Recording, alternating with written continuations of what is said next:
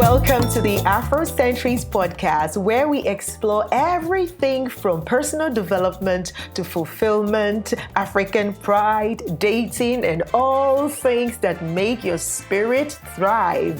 The AFROCENTRIST Podcast is not just for Afrocentric people, but for everybody. Our shows will entertain as well as educate and focus on uplifting positivity. So take some time out on your commute or lunch break and plug in with us and be inspired. The AFROCENTRIST Podcast, proudly African. Hi and welcome to this episode of the AFROCENTRIST Podcast. My name is Ejiro Osakede and I am the energetic EJ you already know. But if you don't know, maybe this is the first time you're watching this YouTube channel, the AFROCENTRIST Podcast, I say welcome to our world, okay? The AFROCENTRIST Podcast is a podcast where we share everything from personal development to life and everything that makes your spirit thrive. And so you're welcome.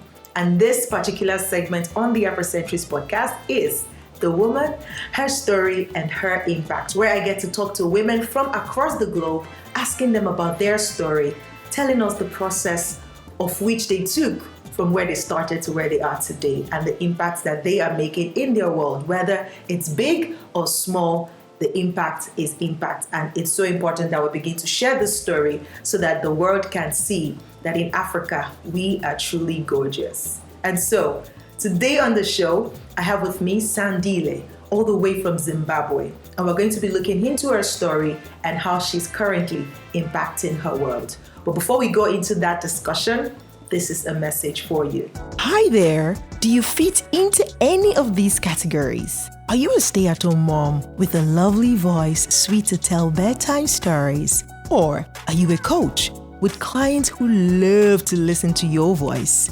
Or are you a young creative looking to explore the world of audio? That can be starting your podcast or lending your voice to SMEs for their business ads. Or are you great at interpreting and telling stories with the ability to captivate your audience? Then this audio bootcamp is just what you need to give expression to your voice. Do you know that you can earn extra income by applying your voice in these different areas? Not sure how? Let me show you how. Sign up for the Audio Bootcamp course today and join a community of like-minded creatives like yourself using their voices for impact and income generation. Click the Learn More button now to sign up. All right, welcome back, and I'm here with my guest looking all lush and beautiful. You know, she is beauty. She's dripping glory. Thank you, EJ. Say the same about you. Thank always you. Looking gorgeous, as always. How are you doing, Sandile? I'm doing good. How are you? I'm good. It's good to have you here. It's good to be here. I know. Yeah. So, let me just chip this in because I think I should just do it, because one event that you attend intentionally can change a lot of things for you. And I really believe that the African Women's Summit did that for me, because in that summit, I got to meet amazing women from across the globe. And actually, I feel like they inspired this particular segment on this show. Because by the time I ended up speaking to a lot of women after that event, I felt no, their stories were just so inspiring, and I felt the world needs to hear it. I mean, they've been sharing their stories, or they could have been sharing it, but it's not enough. So I want to add my own portion of that story to the lot of story that is out there. And that was where I met Sandile, who was one of the panelists at this event. And I loved how she was talking about empowering women and how passionate she was about that. So we're going to get to that. But before that, we need to hear her story, and then we'll get to how she's currently impacting her world. So Sandile, one more time, welcome. Thank you. So I'm going to ask you, tell us about you, your upbringing, your childhood, and then we'll take it from there. Awesome. So as EJ mentioned, I come from Zimbabwe. My hometown is the city of kings and queens, Bulawayo, where the Ndebele tribe is the dominant tribe. Very proud of my background and my heritage. Love it. Thank you.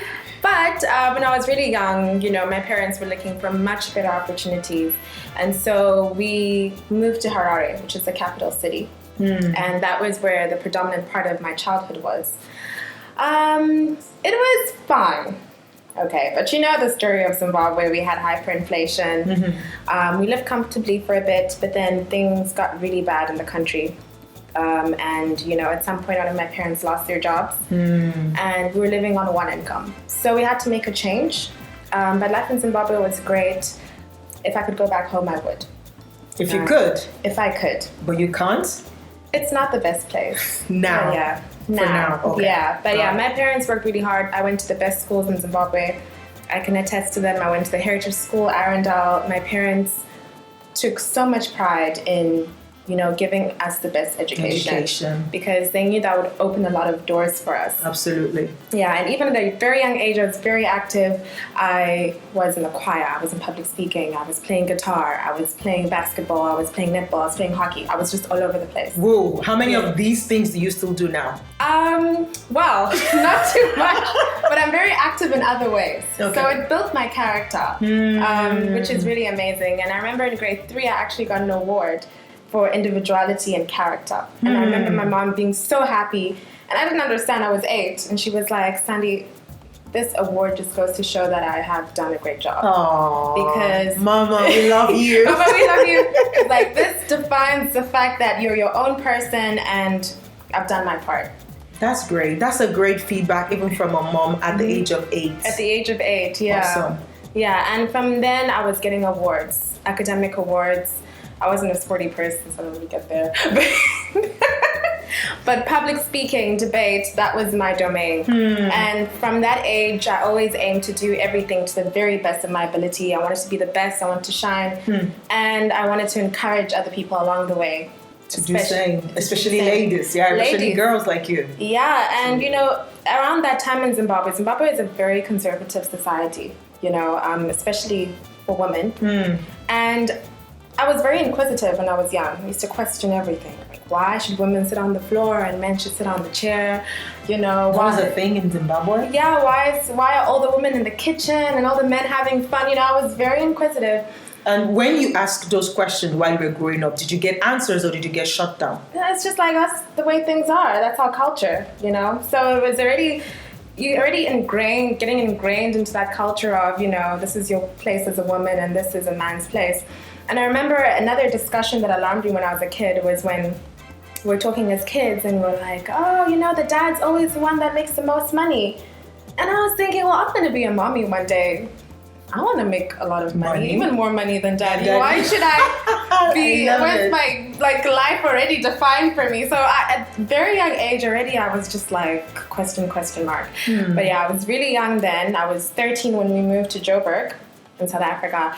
And South Africa was a different place altogether. Wow. Because they were very vocal. So I'd come out of that conservative. And now people were like, no, women should not be treated this way. It was all coming out.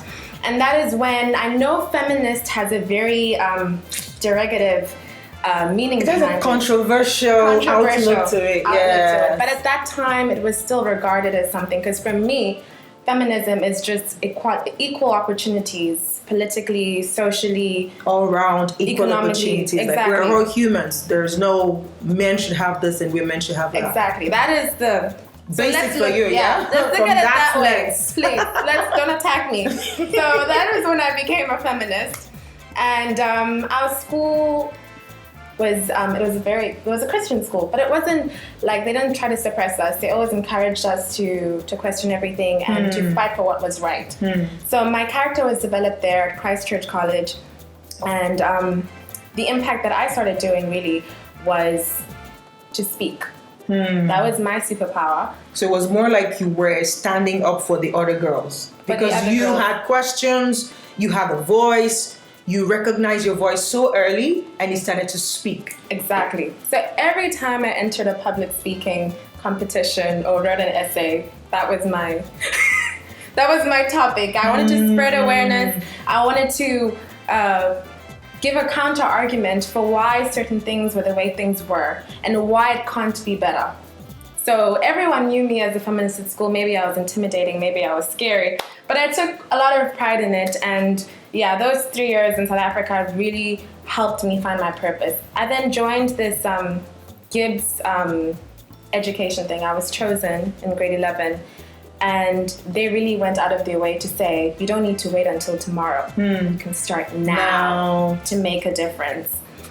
And so that was really nice. And like I said, my mom and dad, even up to that point, were always encouraging me, supporting me and everything. So I was really fortunate in that sense that my parents were very active in that role. All the way through high school, I was still all over the place. That was my life. School, sports, activities, everywhere, all over. At what point did you begin to bring it closer? Or would you say you still have a lot going on right now and you still have multiple expressions, as it were? Or have you been able to pull them together to have one center? All right, so I think I've been able to do it in my capacity, I'd like to say that in life, my philosophy is to be inspired by others and to inspire other people. I always say it starts with me. So in my own capacity, I have done everything I can to be a leading example for young girls like myself. I pride myself in the way that I work hard and grab opportunities, and I want people to look at me and follow. Be inspired to grab opportunities and to take the lead, right? And to take the lead, yeah. Don't be intimidated. No, not to be intimidated at all. So when I came here, that is when I could start making an impact. So yeah, after living in Joburg, we then moved to the UAE. I did not like the UAE at first. Why? In Al Ain, because I was a big city girl. We're staying in Al Ain. So I was coming from Harare, Joburg, and then I was in Al Ain. It wasn't Dubai, which is the city part of the UAE. Yeah, it wasn't here yet. I see. Yeah, but it was hectic. And when I got there, I faced quite a number of challenges because I was supposed to finish high school in South Africa. And then I got to Al Ain and they told me, no, you're coming from a different curriculum. You will have to do your IGCSEs before we can put you in grade 12. And I was not going to do that. So I tried to find a way, and they said, you can do it now, but we don't think you can do it.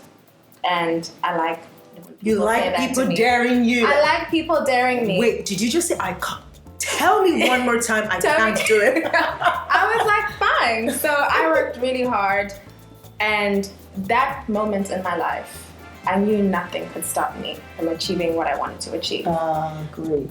It was really a defining moment. I sat in my room all the time at home for 3 months, doing work that people had taken 2 years to prepare for. And I came out with 4 A's, 1 A star, and a B. Work I had never seen before in my life. Of course, some of it was similar to what I'd been doing before, but I was on top of the class. Some people had been in the school for years, but I came in there and I did that, and I proved everyone wrong. We'll take a pause right there and just let that sink in for a while. You've heard it multiple times, a couple of times, maybe over 100 times, that you can do whatever it is you put your mind to do. You just need to be focused, you just need to be determined. And sometimes you even need to borrow other people's belief for you so that you're able to carry out that task for that time, right? So we're going to be right back as we continue on this journey to hearing Sandile's story and especially how she's currently impacting the world. Don't go away, we'll be right back. Hi there. Do you fit into any of these categories? Are you a stay-at-home mom with a lovely voice, sweet to tell bedtime stories? Or are you a coach with clients who love to listen to your voice? Or are you a young creative looking to explore the world of audio? That can be starting your podcast or lending your voice to SMEs for their business ads. Or are you great at interpreting and telling stories with the ability to captivate your audience? Then this audio bootcamp is just what you need to give expression to your voice. Do you know that you can earn extra income by applying your voice in these different areas? Not sure how? Let me show you how. Sign up for the Audio Bootcamp course today and join a community of like-minded creatives like yourself, using their voices for impact and income generation. Click the Learn More button now to sign up.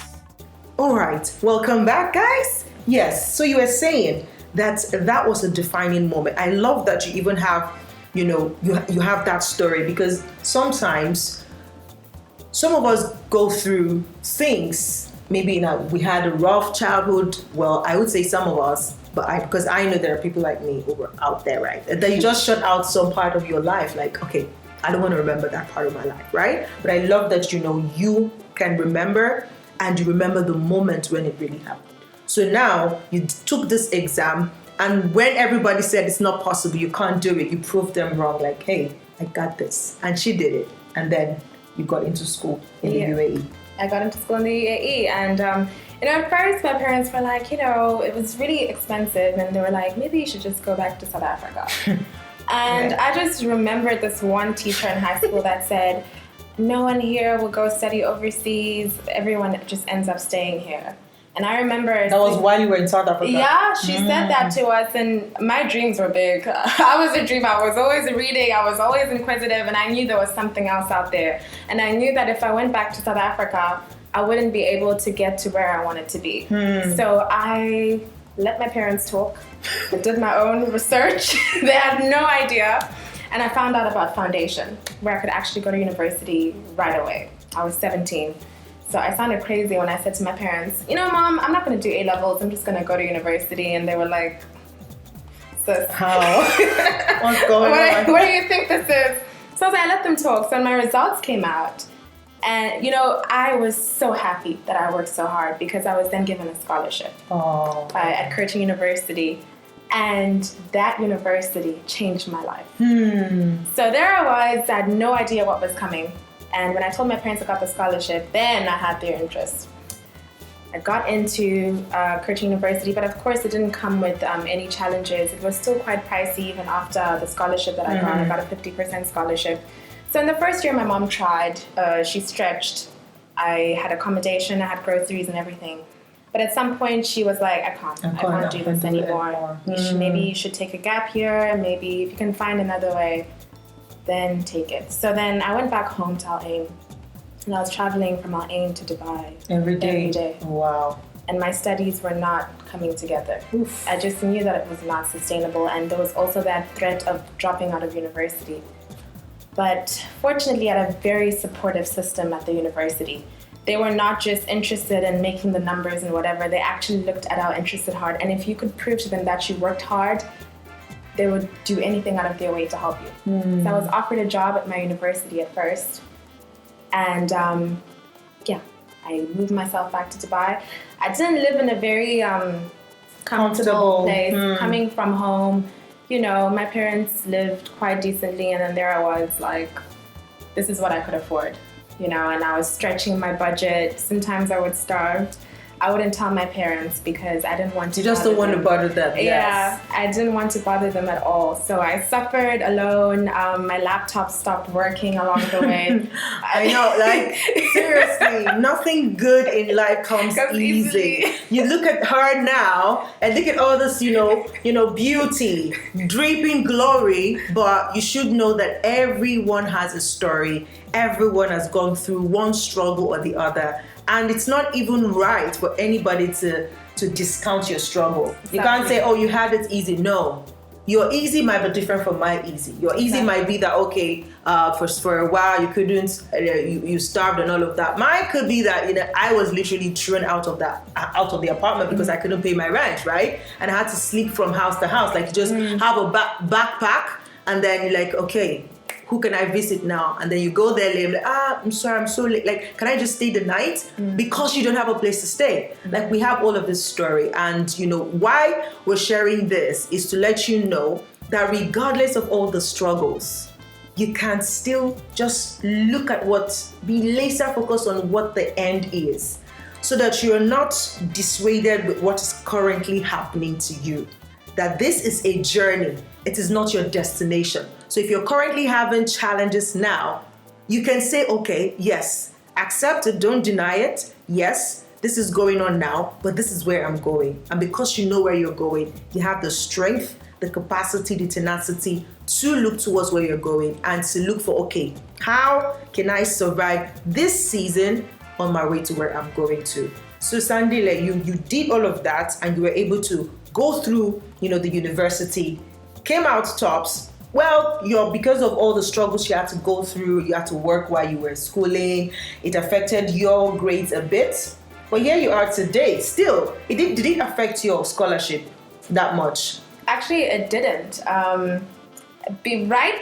Right after they changed that, this thing, my grades falling, happened right before they made a policy where if you get certain grades, then you lose like 10% of your scholarship. Of your scholarship. Oh. So from then and there, I got my life together.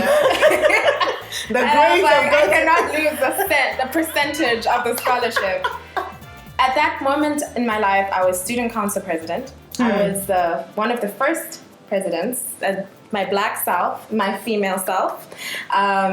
That was one thing I really wanted to do because girls are always hesitant to take leadership positions. Very hesitant. Women, ladies, girls, did you hear that? Don't be hesitant. If you have it in you, you have it in you. Seriously. Like, if you want it, don't pretend like you don't. Exactly. Say it. I want to lead. I want to be tops, right? Say it and go for it. Nothing is stopping you.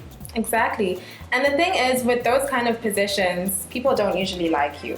Because you have to be strict sometimes, you have to be principled, exactly. You have to make decisions, and sometimes it affects other people, Yeah, but some of the research I've done shows that people don't really like women that exhibit male associated traits, and leadership is one of them. And I got to see that, right, like whilst I was in that position.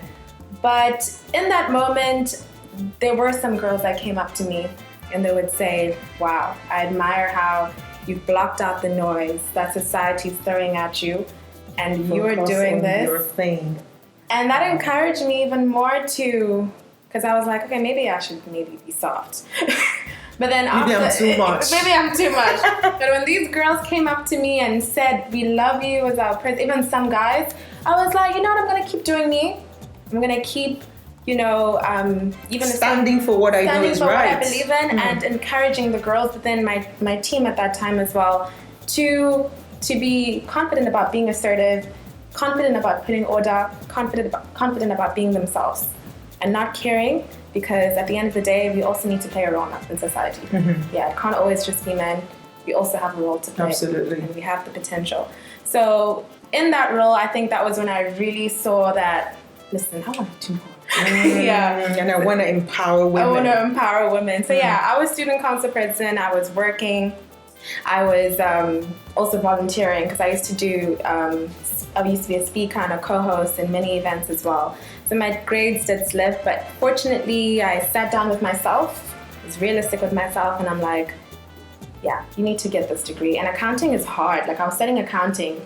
And there were many moments when I wanted to drop out. And there were a few girls in our course. Like, it just goes to show you, we don't have a lot of girls doing the hard things, the things that pay. And I was like, nah. I was thinking of all the girls, and I was like, I have to do this for us. Yeah. So I kept it moving, and then now the impact comes in.